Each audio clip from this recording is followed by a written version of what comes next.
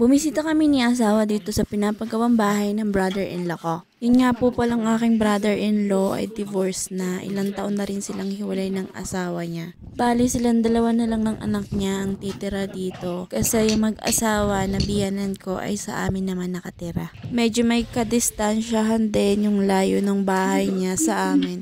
Pero malapit lang din naman. After nila magtrabaho sa Pilipinas, ngayon niya lang ulit na pa-renovate yung bahay niya. Ito yung third floor. Kasi simula na nag-divorce sila ng asawa niya, napabayaan niya na yung sarili niya, bahay, pati yung anak niya napabayaan niya na rin. Dito naman yung second floor. Kaya sa ngayon, yung biyanan kong babae ang nag-aalaga at nag-aasikaso sa unang apo nila at unang pamangkin ni asawa. Sa bahay siya umuuwi at sa bahay siya nag-i-stay tuwing Sabado at Linggo at kapag walang pasok. At dito naman yung first floor. Ang taray ng brother-in-law kasi nagpalagay pala siya dito ng pang grocery spot. Like pang sari-sari store. Para daw sa magiging asawa niya, bibigyan niya daw ng isang pang negosyo package. O taray, diba? Di nyo kaya yon.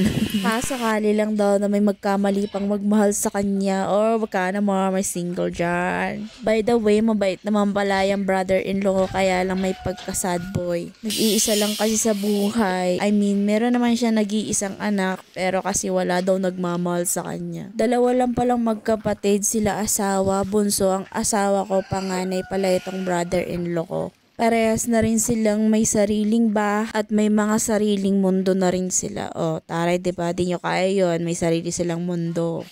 So, babalik na pala ako niyan sa rooftop para guluhin yung mga taong nananahimik. Nandun yung brother-in-law ko. Nakakatuwa lang kasi gustong-gusto talaga ako ng pamilya ng asawa ko. At sa brother-in-law ko naman, okay naman din kami dahil close din kami. May mga time na nakakairita siya kasi ang sad boy niya. Pero so far naman napakabait kasi kahit sa akin masyado siyang maalalahanin. Ito pala yung brother-in-law ko. Simple lang yan pero makwarta yan. Charis. Hanap daw po pala siya ng jowa, baka may single dyan.